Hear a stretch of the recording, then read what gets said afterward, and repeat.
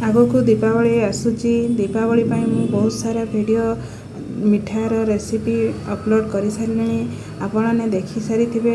तो मु आज आपण सहित शेयर करुच्ची सिलिंडर साइज रसगोल्ला रेसिपी जी स्पंजी से जूसी निश्चय वीडियो को देखो टिके भी स्किप करंतुनी जी प्रथमे करिवो रसगोल्ला तार पूरा परफेक्ट बनिबो केबे भी करि नथिबा लोकर भी परफेक्ट बनिबो।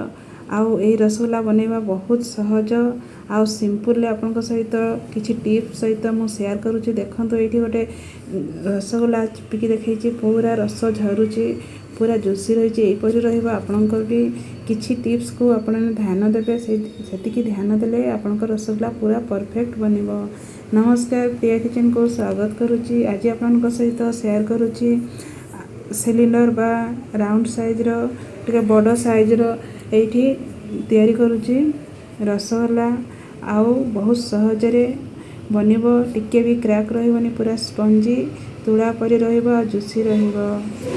तो दीपावली आसूची आउ रसगोल्ला रेसिपी आज आपन सहित शेयर करुच्ची। आउ बहुत सारा रसगोल्ला मु ओडिशार बनै शेयर कलिनी। पहाड़ रसगोल्ला, मिल्क पेड़ा बा क्षीर पेड़ा आउ छेनापोड़ बहुत सारा शेयर करिछि आपने देखि नेबे। आ मु डिस्क्रिप्शन बॉक्स रे भी ए सब मिठार सब लिंक देबी आपने सब देखि नेबे। बहुत सहज रे आ 2 रु 3 टा जिंस रे ही बनिबो आ पूरा हेल्दी टेस्टी रसगोल्ला बनिबो। आ किपरि हमें छेना छिड़ेबा जो हला लेंबू हो किंबा विनेगर हो कि छेना पानी रे लेंबू दे किपरि हमें क्षीर को बा दूध को हमें छिड़े परिबा छेना। तो से सब भी रसगोल्ला हो कि पहाड़ रसगोल्ला हो छेनापोड़ ये सब घरे तैयारी हेची बहुत सहज रे बनै परिबे। आपण माने भी मार्केट को जीवाको पड़िबनी। तो एबे एठी नेची गोटे डिश रे एबे क्षीर देबा 2 लीटर। तो एठी नेची फैमिली टन मिल्क से क्षीर नेची आ एठी गोटे फुटा हवा पई छाड़ीबा। तो एठी देखंतो क्षीर फुटी जाईची बा उतरी जाईची। तो एबे गैस बंद कर देबा।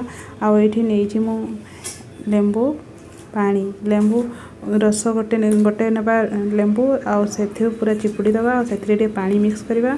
आपण माने पानी मिक्स भी करि परिबे नहले स्किप भी करि परिबे। तो पानी मिक्स कर देबा आ एठी अल्प अल्प करि देबा आ ठंडा हे आसुथो जते हमर क्षीर सेते छिंडीबो बा छेना प्रस्तुत होउथबो। तो एठी देखंतु छेना पूरा प्रस्तुत हो जाईची।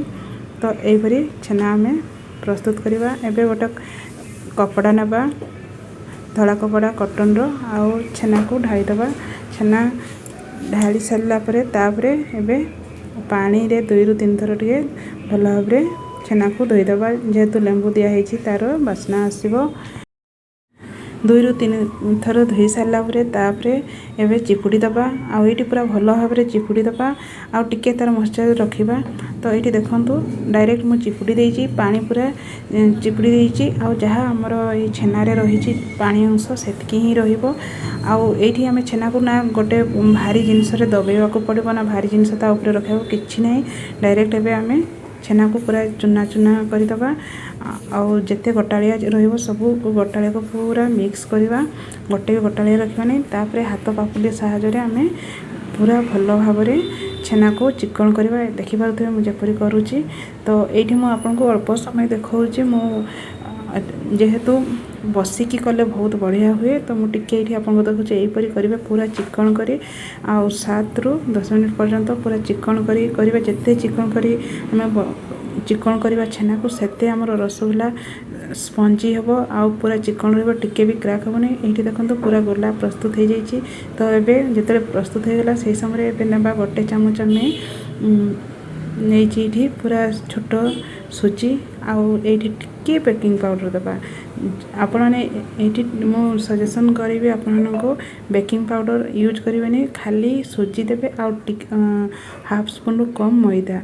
बेकिंग पाउडर देले कोन हेबो ना सांग माने टे फाटी जीवो। तो सेटा प्रति ध्यान देवे और जदि भी बेकिंग सोडा देवे बहुत गोटे पिंच हिसाब से देवे आ अधिक देवानी आम ये बेकिंग पाउडर। तो मुझे आपन को सजेसन करी जदि प्रथमे आपने रसगुल्ला बनाऊे ताले बेकिंग सोडा केते देवेनि सुजी गोटे चामच 2 लिटर आउ हाफ स्पून देवा मैदा एतिक ही आपने आउ 2 ରୁ 3 मिनट चिकन कर मिक्स करदे। तो ये देख 2 ରୁ 3 मिनट होगा चिकन पूरा गला कर लेंबू साइज्र नहीं जेहेतु सिलिंडर साइज्र आज रसगुल्ला बनाहब तो सही हिसाब से नहीं बड़। तो रसगुल्ला भी आपने बनइबे जदि राउंड वाला तो यहीपरी करें देखिपे गोटे बनई गोटे स्टील पात्र रे ट्रांसफर कली। तो ये देखो 2 लिटर क्षीर रे बहुत सारा होती आपन को मार्केट को जावाक पड़ोनी घरे ही बनब मार्केट भर रसगुल्ला हेले किछि टिप्स को आपने ध्यान देवे सब टिप्स को जब आपने ध्यान देवे बहुत सहज बनब। देखो तो टिके भी क्रैक रही पूरा चिकन है रसगुल्ला बनी जाइए। तो एबे आमे सीरा प्रस्तुत करवा। तो सांगने ये पूर्व आपको शेयर करी पहाड़ रसगुल्ला हो कि रसगुल्ला धला रसगुल्ला जो तैयारी तो तार रस था मुझे रस यही रसगुल्ला तैयारी करी आ चीनी भी मिक्स करनी। तो एबे फुटापी आम देवा फुटुवा समय रसगुल्ला को छाड़ा पूर्व आपने देखी ना वीडियो ताले पहाड़ रसगुल्ला हो कि जो राउंड रसगुल्ला तैयारी करी से रसगुल्ला को जपरी करेंगे यही रसगुल्ला को भी सेम प्रोसेस बनइबे बहुत सहज बनब। आबे आसूँ आग को दीपावली तो दीपावली बनातु दशहरा तो गला दशहरा भी बनई करी खाई पारे बंधु बांधव मानक भी दे पारे बहुत सहजरे हेले यही पानी को आम फुटुवा समय ही सबू आम रसगुल्ला को छाड़ा छेना को छाड़ा तो भल भाव आमर रटाड़िया स्पंजी हम फुलब भी। तो ये देखु एबे 3 मिनिट पाखापाखि आम यहाँ फुटापी छाड़ा। तो किछि सेकेंड गला मुझे छाड़ुची आ बहुत सारा ये। तो जदि यार मेजरमेंट आपने जानीपर 2 लिटर क्षीर रे आम देवा। ये देखो गोटे रसगुल्ला आपको देखा बहुत तो गरम अच्छी तथापि देखा पूरा स्पंजी हो पूरा सॉफ्ट हो पूरा जुसी हो।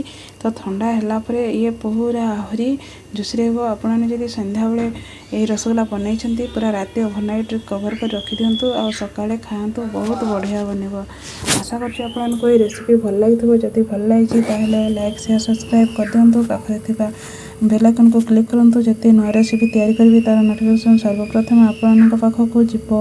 आपण भल पाइबा सपोर्ट मुझे आगे जापरि आपण भल पाइबा सपोर्ट यहीपरि रही था मुझे सहित नुआ नुआ रेसिपी यहीपरि नहीं आसुथी। तो देखो रसगुल्ला केते जोशी आपने देखिपे यही वीडियो साहाय्य देखो यहीपरि आपण भी रसगुल्ला पूरा परफेक्ट बनब आ पूरा तुला परी नरम हम। देखो यहीपरि ही रसगुल्ला सब बनब।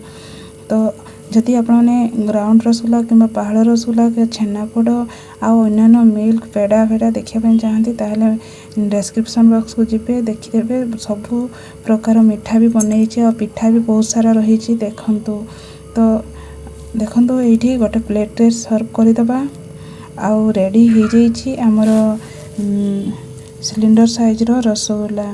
तो दीपावली हो कि दशहरा हो कि कौन फेस्टिवल हो कि एमती